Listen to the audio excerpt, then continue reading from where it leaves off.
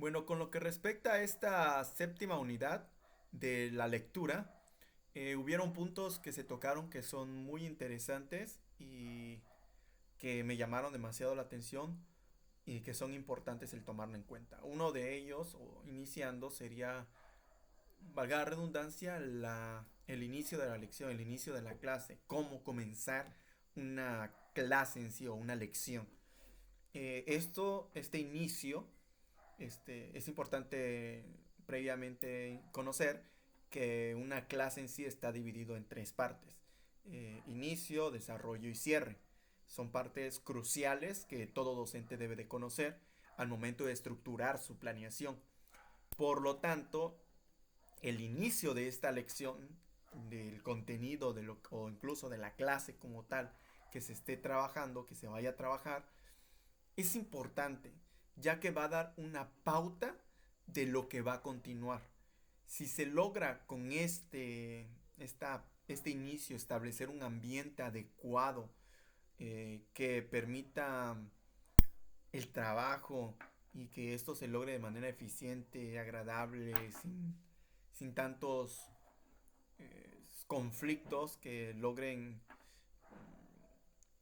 retener o obstaculizar el aprendizaje en sí, los beneficios serían muy importantes si desde el inicio se aplica las actividades y las estrategias adecuadas para esa sección. Porque cada sección tiene un determinado tipo de actividades que se puede desarrollar y potenciar de una mejor manera si se establece en el lugar más propicio. Claro, dependiendo de la meta y el objetivo que tenga el docente. Para esto, pues manejan ciertos puntos o técnicas, no sé cómo le podría yo denominar. Que está algunas estrategias, tal vez. El rompehielos. em, Maneja también algo como calentadores. La cuestión del flujo del inicio. Ciertas técnicas, por ejemplo, del rompehielos puede ser a partir de ciertos juegos o actividades que permitan, pues, coloquialmente, como conocemos el concepto de romper el hielo, o sea, poder llegar a una integración en sí y acercar prácticamente el conocimiento al alumno, ponerlo en alcance a partir de un juego o incluso dinámica, ¿no? De igual manera, como punto 2 está el uso del pizarrón. En este sentido es importante que el docente sepa realmente utilizar el pizarrón de manera adecuada, porque muchas veces este, lo ha- es algo muy común de ver. Prácticamente la mayoría de las aulas cuentan con un pizarrón. No puedo decir que todas, porque hay comunidades que lamentablemente no disponen de este material, pero en los lugares donde se cuenta con uno, este pizarrón no es utilizado al 100% de lo que debería. Eh, Se pueden realizar ciertos cambios, se puede buscar una manera para mm, utilizarlo a su máximo potencial. Y esto si es un pizarrón interactivo, pues el potencial incrementa, es aún mayor. Pero de todos modos, en la cuestión de si es un pizarrón, le podemos denominar tradicional o algo muy básico. Si se utiliza de una manera adecuada, si se plantea como debe de ser, pues sería muy bueno y se potencializa. Y se puede realizar también de maneja una reflexión a partir de este tipo de cosas, ¿no? Otro punto importante que se centra es el libro de texto.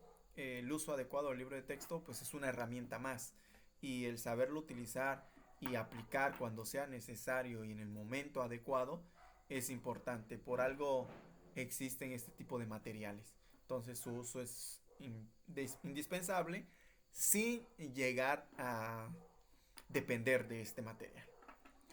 También hay un cuarto punto que maneja, que es la cuestión del tiempo y el ritmo. Acá es un punto que ya he tocado en otros momentos, en otras unidades, pero el tiempo es algo indispensable para un docente, ya que muchas veces, eh, en primera, cuando planeamos, si no se toma en cuenta, existe la posibilidad de que salga errónea ciertas actividades.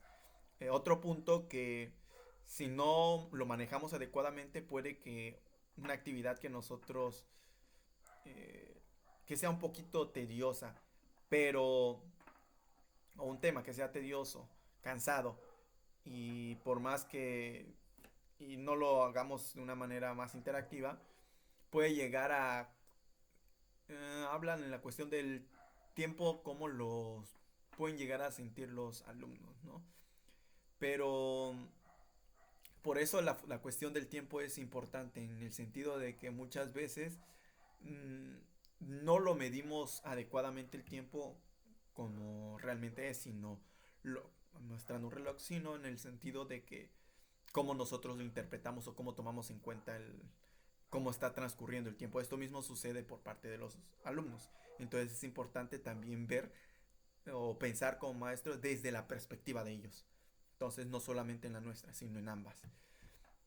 Y el ritmo, pues también en el sentido de que se tiene que verificar si se está llevando un ritmo adecuado, se está yendo muy rápido, se está yendo muy despacio, se está abarcando demasiado el tema y se está alargando el tiempo o se está haciendo demasiado tedioso, como había mencionado, es importante tomarlo en cuenta. Y esto a partir de la observación y lógicamente de una retro una autoevaluación de la práctica. Bueno, eso posteriormente se centrará o hablaré más de ello. Otro punto importante que maneja es la cuestión o que denomina folletos, que muchas veces se utilizan estos folletos o que el docente utiliza estos folletos para ciertos momentos. Lo categoriza, me parece que en tres partes. Algo, tareas de trabajo a completar o algo, una cuestión así. Son prácticamente ejercicios que complementan el tema que se está trabajando. Un registro de elementos eh,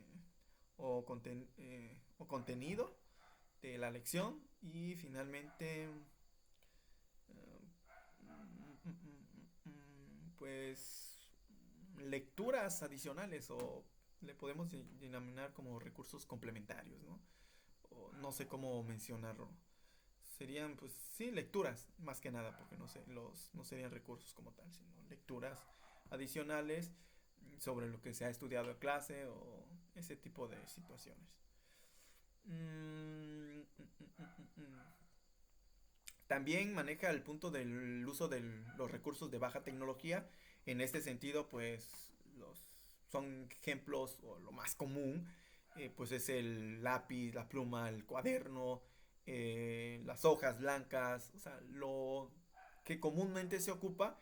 Esto se puede realizar de una manera interactiva, se puede utilizar este tipo de recursos de una manera adecuada, siempre y cuando se tome en cuenta dentro de la planeación, dentro de la estructura, como material didáctico y se potencialice al máximo.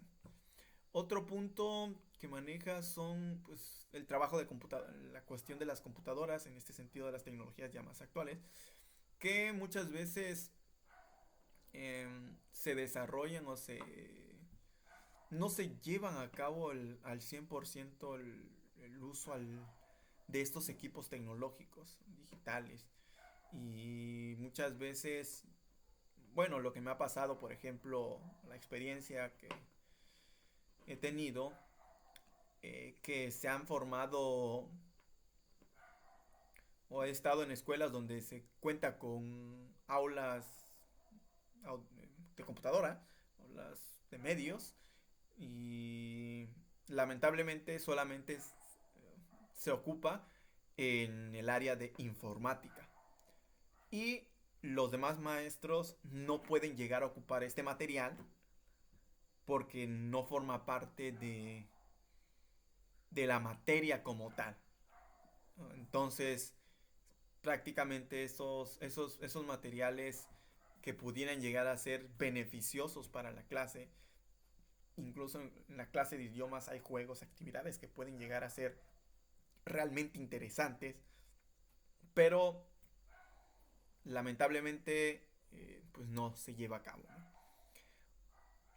Otro punto importante a tomar en cuenta son que claro, es importante si se puede pues llevarlo, ponerlo, discutirlo para poder practicarlo. Pero otro punto importante es la cuestión de las tareas posteriores, para las tareas que se revisan, por así decirlo, posteriormente. Es decir, cuando, por ejemplo, se realiza o se termina un trabajo, una tarea, un ejercicio, es importante y necesario la retroalimentación por parte del docente. No simplemente una calificación y ya. Porque muchas veces sucede esto. Pongo un 10 y el mismo alumno, cuando se hace un examen, por ejemplo, a veces no saben qué falló. No sabe por qué falló. Y eso en vez de aprender, pues simplemente está ahí por un número. ¿Por qué? Porque no comprende realmente cuál fue su error, ya que no existió una retroalimentación de ese ejercicio, problema, incluso evaluación, porque a veces con los exámenes también sucede. Y el alumno no logra comprender qué pasó, por qué se equivocó. Y al docente no retroalimentar lo sucedido, la actividad y la lección como tal, pues lógicamente se queda con la duda y se mantiene hasta que lo vuelva a tratar incluso. Otro punto importante también dentro de este mismo ámbito es en la cuestión de las lecciones de cierre. Como había mencionado, pues existe una clasificación de inicio, desarrollo y cierre. Y pues es importante realmente eh, marcar el cierre adecuado. Así como, o sea, cada una de las secciones son importantes, tienen mm, sus aspectos o sus características principales que se deben de trabajar y también se plantean ciertos juegos o actividades o estrategias que permita este repaso, lo que había mencionado, retroalimentación del tema que se está tratando, la actividad. Entonces, las partes del cierre son principalmente para que todo lo visto en el desarrollo, donde se centró específicamente el tema, pueda existir una retroalimentación de esto, del contenido. Entonces es importante esto. Y es importante que exista no solamente en la lección como tal del tema, sino también un cierre por día. Porque muchas veces se cierra o se realiza este cierre por lección, que a veces duran 3 o 4 días, pero pocas veces se realiza por día de igual manera. Entonces es importante tomarlo en cuenta. Y finalmente, pues lógicamente, hablando de este cierre, pues el cierre del curso como tal. Y en este sentido más es que el alumno visualice o realice una eh, auto retroalimentación de ver realmente cuáles fueron sus errores o beneficios o errores o cosas que cometió y cómo puede mejorar. Esto es importante que también el docente lo lleve a cabo, porque muchas veces no lo lleva a cabo y los problemas siguen siendo los mismos, independientemente de cuánto pase. Entonces la retroalimentación es por parte de ambos. O ese cierre es por parte de ambos, por parte del alumno que se haga una autoevaluación y también por parte del docente que autoanalice sus clases. Y eso sería todo.